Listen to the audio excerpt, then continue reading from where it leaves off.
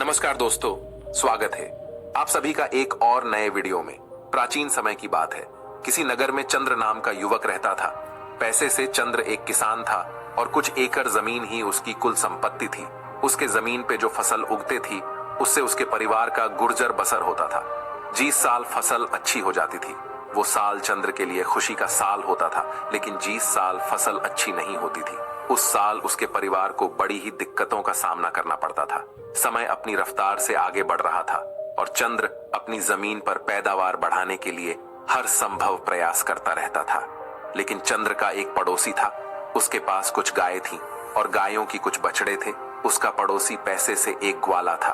अपनी गायों का दूध घर घर बेचकर अपना गुर्जर बसर किया करता था। लेकिन उसकी एक समस्या थी। वह गायों से दूध तो निकालना चाहता था, लेकिन जब बात उनको खिलाने पिलाने की आई, चारा डालने की आई, तो वो अपनी गायों को खुला छोड़ देता था, क्योंकि उसे पता था कि गाय दूसरों के खेतों में जाकर अपना पेट भर के वापस इसके पास ही जाएंगे। उसका काम सिर्फ गायों से दूध निकालना का था। उनकी देखभाल का जिम्मा वो लेना ही नहीं चाहता था। इसकी वजह से बहुत से लोग उसे ताने भी दे देते थे, क्योंकि गायें जब उनके खेतों में घुसती थीं तो फसलों को बड़ा नुकसान होता था। उससे शिकायत करते कि जब दूध तुम निकलते हो तो उसको चारा तुम क्यों नहीं डालते हो, क्यों हमारी फसल बर्बाद करने के लिए उसे खुला छोड़ देते हो। इस पर वो कहता कि मैं गायों को पूरे दिन बांध के नहीं रख सकता, उनको खुला भी छोड़ना चाहिए। गाय हमारी माँ होती है और अगर तुम्हारी फसल खराब होती है तो तुम अपनी फसलों की निगरानी रखो। मैं कौन सा तुम्हारे खेत में छोड़ने के लिए जाता हूँ।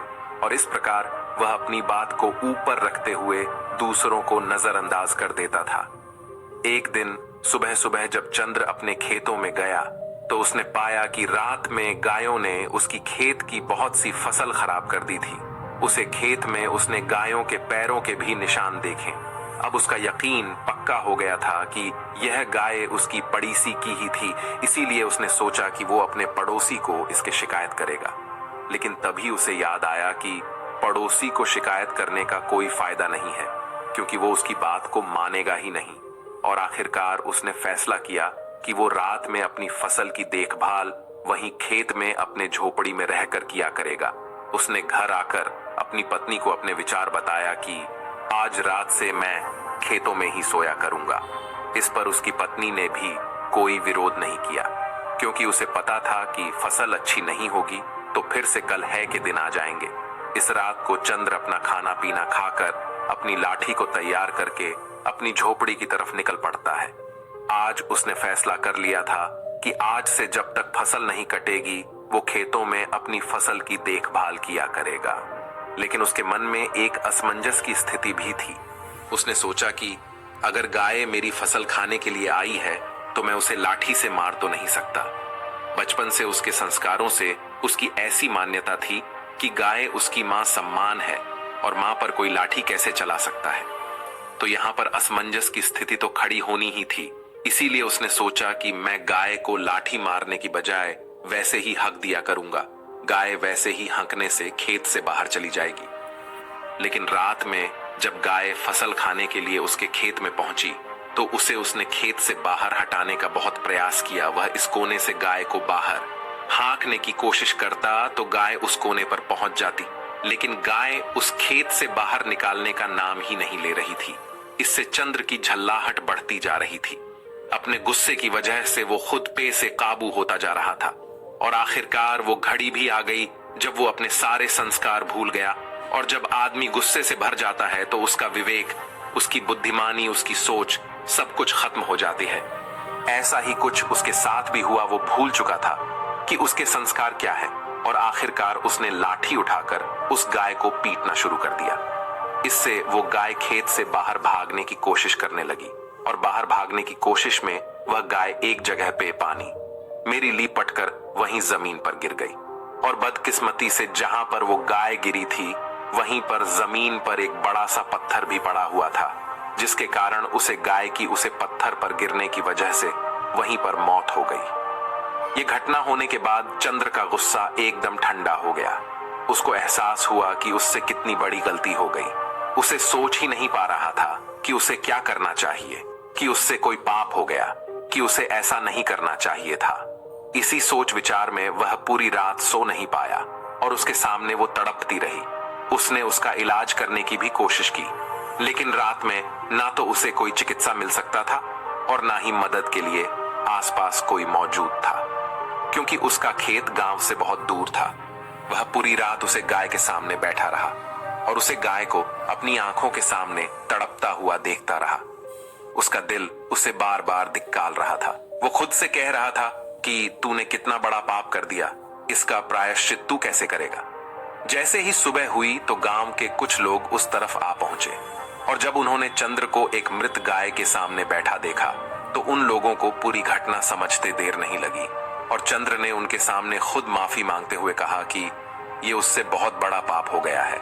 इसके बाद गांव में एक पंचायत रखी गई और जीस गवाली की वो गे थी, यानी कि चंद्र का पड़ोसी। उसने पंचायत से न्याय की मांग की। यहाँ पर पंचायत को फैसला करने में कुछ ज्यादा तकलीफ नहीं हुई, क्योंकि चंद्र खुद यहाँ पर अपने आप को दोषी मानकर बैठा हुआ था। पंचायत में फैसला सुनाया कि जब तक चंद्र अपने इस पाप को धो नहीं लेता तब तक वो इस गांव में वापस नहीं आ सकता। इस पर चंद्र ने पंचायत से पूछा भी कि वो अपनी इस पाप को किस तरह से धो सकता है, तो पंचायत ने बताया कि तुम 4 धाम की यात्रा करके आओ, उसके बाद तुम्हारे पाप धुल जाएगा। लेकिन अब भी चंद्र की आंखों के सामने गाय का वो तड़पता हुआ चेहरा घूम रहा था और उसे लग रहा था कि 4 धाम जाने के बाद उसका ये पाप किस तरह धुल जाएगा। क्या उसे गाय की जिंदगी वापस आ जाएगी? क्या उसको वो दर्द मेरी आंखों के सामने से हट जाएगा? लेकिन फिर भी उनकी बात मानते हुए वह 4 धाम की यात्रा के लिए निकाल पड़ता है। ये उस समय की बात है जब कोई साधन या वाहन नहीं हुआ करते थे, तो इंसान को अपने पैरों से ही चलना पड़ता था या फिर घोड़ा गाड़ी या ऊंट गाड़ी पर जाना होता था। चंद्र की यात्रा बहुत लंबी होने वाली थी, शायद उसे कई वर्ष लग जाते वापस लौट में, लेकिन फिर भी चंद्र अपनी इस पाप को धोना चाहता था। लेकिन उसके मन में एक सवाल चल रहा था कि इस पाप का दोषी जितना वो है, उससे ज्यादा दोषी वो ग्वाला है जो अपनी गायों को दूध निकालकर यूं ही दूसरों की फसल चरने के लिए छोड़ देता था। ये सिर्फ उसके मन का एक सवाल था, लेकिन इस सवाल को वहां पर किसी से पूछ नहीं सकता था। जब वो अपने घर से 4 धाम की यात्रा के लिए निकाल रहा था तो उसकी पत्नी ने भी उसके साथ चलने के लिए आग्रह किया, लेकिन उसने अपनी पत्नी को वहीं पर अपने खेतों की देखभाल और अपने बच्चों की देखभाल करने के लिए कहा और वह अकेला ही अपने पाप को धोने के लिए उसे गांव से निकाल पड़ता है, एक धाम से दूसरे धाम और दूसरे धाम से तीसरे धाम। इस प्रकार चलते चलते चंद्र को बहुत वक्त हो गया था। कई साल बीत गए थे, लेकिन चंद्र अब भी अपने आप को दोषी मान रहा था। उसके मन से उस गाय का वो चेहरा हट ही नहीं रहा था। जब वह अपने तीसरे धाम की यात्रा पर जा रहा था तो उस यात्रा के बीच में एक जंगल पड़ता था और उस जंगल को पार करते हुए वो धाम था। जब चंद्र उस जंगल को पार कर रहा था तो उसे उस जंगल में एक भिक्षु की कुटिया दिखाई दी। उसे बड़ा ही आश्चर्य हुआ, क्योंकि वहां आसपास कोई भी और मनुष्य दिखाई नहीं दे रहा था। कई कई मीलों तक किसी इंसान की कोई बस्ती वहां पर नहीं थी और इस जंगल के बीच में ये एक भिक्षु अकेला क्या कर रहा था। इससे चंद्र की जिज्ञासा और ज्यादा बढ़ गई और वो अपनी जिज्ञासा को शांत करने के लिए उस भिक्षु के पास उस कुटिया में पहुंच जाता है। जब चंद्र उस कुटिया में पहुंचा उस वक्त वह भिक्षु ध्यान में लीन था, लेकिन जैसे ही चंद्र ने उस कुटिया में प्रवेश किया वैसे ही भिक्षु अपने ध्यान से बाहर आ गए। ध्यान से बाहर आने के बाद चंद्र ने उनसे पहला प्रश्न क्या किया, जरा ध्यान से सुनिएगा। चंद्र ने पूछा, महात्मन, आप इस जंगल में अकेले किस प्रकार रहते हैं? यहाँ पर ना कोई इंसान है, ना कोई बस्ती है, यहाँ पर आप अकेले किस प्रकार वास कर लेते हैं? इस पर भिक्षु ने बड़े ही सहज भाव से उत्तर दिया कि इंसान को जीने के लिए सांसें और खाना चाहिए, जो यहाँ पर भली भांति मिल जाती हैं। सांसें ये पेड़ पौधे हमें देते हैं और खाना भी ये पेड़ पौधे हमें इस जंगल में दे देते हैं। और जीने के लिए क्या चाहिए? इस पर चंद्र ने पूछा कि महात्मा, फिर भी इंसान को कोई तो चाहिए जिससे वह बात कर सके, जिससे अपनी भावनाएं व्यक्त कर सके। आपके पास तो यहाँ कोई भी नहीं है। इस पर भिक्षु ने जवाब दिया कि ये तुम्हें लगता है कि मेरे पास कोई भी नहीं है, क्योंकि तुम्हारी आंखें सीमित चीजें ही देख पाती हैं, लेकिन मेरे पास वो भी है जो तुम्हारी आंखें नहीं देख पाती और जो कण कण में बसता है। इन बातों से चंद्र को एहसास होने लगा था कि यह कोई साधारण भिक्षु नहीं है। इनकी समझ बहुत गहरी है और इनसे मुझे अपने सवालों के जवाब मिल सकते हैं। इसीलिए चंद्र ने उनको अपनी पूरी परिस्थिति बयां कर दी। और सारी बात बताने के बाद चंद्र ने भिक्षु से पूछा कि महात्मा, 2 धाम की यात्रा तो मैं कर चुका हूं और ये यात्रा करने के बाद भी मेरे मन का बोझ हल्का नहीं हुआ है। मुझे पता है कि मैं 4 धाम की यात्रा भी कर लूंगा तो भी मेरे मन की परिस्थितियां ही रहेगी। कृपया करके आप मेरा मार्गदर्शन करिए। मैं अपने इस पाप को किस तरह धो सकता हूं, इस पाप से किस तरह मुक्ति पा सकता हूं। यह सुनकर वो भिक्षु जोर जोर से हंसने लगता है। इस बात पर इतना जोर जोर से ठहाके लगाकर हंसते हुए देखकर चंद्रन भिक्षु से पूछता है कि महात्मा, इसमें हंसने की क्या बात है? आप इतनी जोर जोर से क्यों हंस रहे हैं? इस पर वह भिक्षु कहता है कि भंते, तुम उस पाप को धोने की बात कर रहे हो जो तुमने किया ही नहीं है। तुम अंधकार में भटक गए हो। जो तुमने किया वो कोई पाप नहीं था, वो तुम्हें लगता है कि पाप है, लेकिन वास्तविकता में वो पाप नहीं है। अच्छा ये बताओ, अगर तुम उस गाय को अपना पूरा खेत चरने के लिए छोड़ देते तो क्या वो सही होता? जरा सोचो। इस पर चंद्र कहता है कि नहीं महात्मा, वो तो बिल्कुल भी अच्छा नहीं होता, क्योंकि किसानी करना तो मेरा पैसा है और अगर वो मेरे खेत की पूरी फसल खा जाती तो मैं अपना परिवार किस प्रकार चलाता, अपना गुजर बसर किस प्रकार करता। ये सुनकर उस भिक्षुक ने कहा, तो यही बात तुम समझ नहीं पा रहे हो। तुम्हारा सबसे बड़ा कर्तव्य यही था कि तुम अपनी फसल की रक्षा करो। वही तुम्हारा सबसे बड़ा कर्म था और अपने कर्म को पूरा करने के लिए चाहे इंसान को कुछ भी करना पड़े, उसे करना चाहिए। और वही तुमने किया। एक उदाहरण देते हुए भिक्षु ने बताया कि जिस प्रकार श्री कृष्ण ने धर्म की रक्षा के लिए कौरवों से युद्ध करने के लिए अर्जुन को गीता का उपदेश दिया और उससे युद्ध करने के लिए प्रेरित किया, क्योंकि वही उस वक्त की प्राथमिकता थी।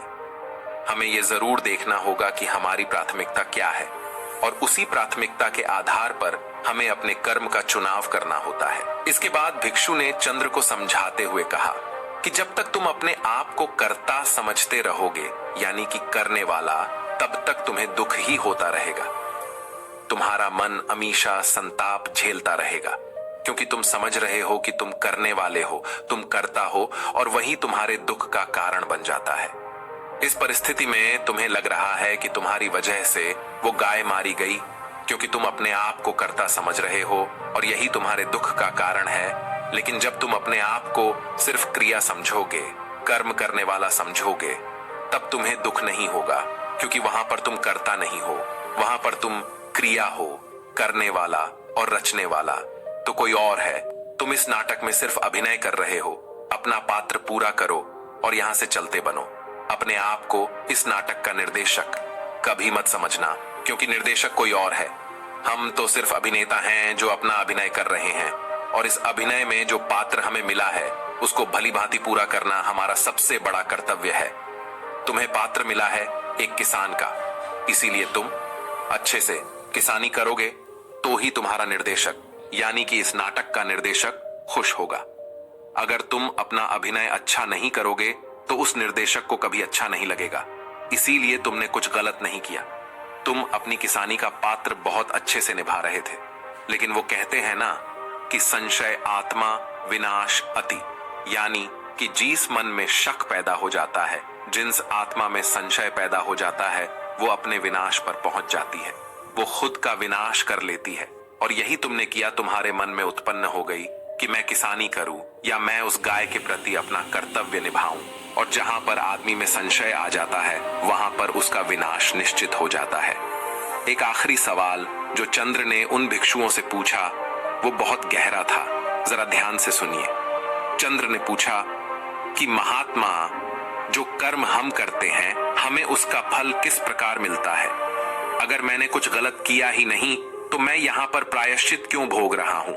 और अगर मैंने अपना कर्तव्य निभाया है, अगर मैंने अपना कर्म पूरा किया है, तो मैं यहाँ पर दुख क्यों झेल रहा हूँ? मेरा मन इतने उत्पीड़न से क्यों भरा हुआ है? इस पर बौद्ध भिक्षु ने उसे समझाते हुए कहा कि जब तुम जमीन में कोई बीज डालते हो फसल उगाने के लिए, तो तुम्हें कैसे पता चलता है कि तुम्हारी फसल कौन सा फल देगी? यह सुनकर चंद्र ने जवाब दिया कि महात्मन, ये तो बीज डालने के कई महीनों बाद पता चलता है कि यह फसल कौन सा फल देने वाली है। जब तक हमें ये पता नहीं चलेगा कि यह बीज किस पेड़ का है, तब तक हमें कैसे पता चल सकता है कि ये पेड़ कौन सा फल देने वाला है। ये सुनकर भिक्षु मुस्कुराते हुए कहने लगे कि जिस प्रकार बीज को जमीन में डालने पर हमें पता नहीं होता है कि वो कौन सा फल देगा, उसी प्रकार कर्म करते हुए हमें ये पता नहीं होता कि इस कर्म का फल हमें किस प्रकार मिलेगा।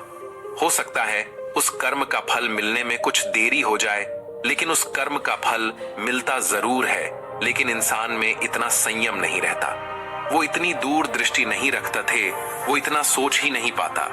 उसे तो अपने कर्मों का फल तत्क्षण चाहिए। वो तो यह चाहता है कि जैसे ही मैं अपना कर्म करूं वैसे ही मुझे अपना फल मिल जाए। लेकिन ऐसा जिंदगी के किसी पैमाने पर नहीं होता है। कोई भी विद्यार्थी जब मेहनत करता है तो कई साल बाद उसे उस विद्या का परिणाम मिलता है। अगर कोई विद्यार्थी ये सोचे कि आज मैं ये पूरी पुस्तक पढ़ लेता हूं और कल ही मैं परीक्षा में बैठ जाऊं, तो ऐसा हो नहीं सकता है। उसे सालों साल ब्याज करना पड़ता है और उस अभ्यास का फल उसे कब मिलेगा उसे ये पता भी नहीं होता है। लेकिन फिर भी इंसानियत समझ नहीं पाता और हमेशा अंधकार में भटकता रहता है। अपनी बात खत्म करते हुए भिक्षु ने कहा कि तुम अब अपने गांव लौट जाओ। तुम्हें 4 धाम की यात्रा करने की कोई जरूरत नहीं है। तुम अच्छे से गांव में जाकर अपना कर्म करो और वहां पर अपने परिवार की देखभाल करो। यही तुम्हारा अभिन्न है और यही तुम्हारा पात्र है जो तुम्हें इस जीवन में निभाना है। ये सुनकर चंद्र कहता है, लेकिन महात्मा पंचायत ने मुझे दोषी पाया है और जब तक मैं अपनी सजा पूरी नहीं कर लेता, यानी कि अपना पाप नहीं धो लेता, तब तक मैं कैसे वापस जा सकता हूं। यह तो धोखा होगा, सल होगा, जिसका परिणाम मुझे बाद में भोगना होगा। इस पर वो भिक्षु कहता है कि तुम एक बार अपने गांव में जाओ। वहां की परिस्थिति बहुत कुछ बदल चुकी होगी। वो गांव अब वैसा नहीं रहा होगा जैसा कि तुम छोड़कर आए थे, क्योंकि तुम अपने कर्म अच्छे से कर रहे थे और उन कर्मों के परिणाम अब वहां पर तुम्हारे परिवार को मिलने शुरू भी हो चुके होंगे। जाओ, इस चीज को अपनी आंखों से देखो और कर्मों के इस विधान को भली भांति समझो। ये सुनकर चंद्र अपनी यात्रा के बीच से ही वापस अपने गांव में लौट आता है और गांव में लौटकर वो क्या देखता है कि उसका वो ग्वाला वाला पड़ोसी जो गायों को यूं ही छोड़ देता था, उसके पास अब एक भी गाय नहीं थी और दूसरी तरफ उसके परिवार के नाम पर गांव में एक गौशाला बनी हुई थी, जहां पर गांव के लोग अपनी श्रद्धा से कुछ ना कुछ गायों को खाने के लिए चारा भेंट में देते रहते। ये दृश्य देखकर चंद्र आश्चर्यचकित रह गया। उसे समझ नहीं आया कि ये किस प्रकार हुआ। जब उसने लोगों से पूछा कि ये किस प्रकार हुआ, तो लोगों ने उसे बताया कि तुम्हारे जाने के बाद इस ग्वाले ने अपनी गाय रात में छोड़ना बंद नहीं किया और उसकी गाय दूसरों के खेतों में भी फसलों को नुकसान पहुंचाती रहती थी, जिससे सभी गांव वाले बहुत परेशान हो गए और आखिरकार एक दिन पंचायत हुई और पंचायत ने यह निर्णय किया कि चंद्र से कुछ गलत नहीं हुआ था। वह अपनी फसल को बचाने के लिए अनजाने में ही उससे यह गलती हो गई थी, लेकिन यह गलती नहीं मानी जा सकती और इसीलिए जो गाय उस ग्वाले ने छोड़ रखी थी, उन गायों को पकड़कर एक गौशाला बनाई गई और वह गौशाला चंद्र के परिवार के नाम कर दी गई, क्योंकि पंचायत को एहसास हुआ कि चंद्र को दोषी मानकर उनसे बहुत बड़ी गलती हुई थी। इसीलिए अपनी गलती को सुधारने के लिए उन्होंने वह गौशाला चंद्र के परिवार के नाम कर दी। यह दृश्य देखकर चंद्र की आंखें खुल गईं। उसे उस भिक्षु की वह बात याद आ गई कि जब हम जमीन में बीज को डालते हैं तब हमें यह पता नहीं होता कि वह बीज क्या फल देगा, लेकिन जिस दिन वह फल देता है उस दिन हमें पता चलता है कि हमारा वह कर्म कितना सार्थक था। तो दोस्तों, कैसी लगी ये कहानी आपको कमेंट सेक्शन में जरूर बताना और अच्छी लगी हो तो इस वीडियो को लाइक करके चैनल को सब्सक्राइब जरूर कर देना। तो मिलते हैं अगली ही किसी ऐसी कहानी में। तब तक के लिए अपना ख्याल रखें। धन्यवाद और नमो बुद्धाय।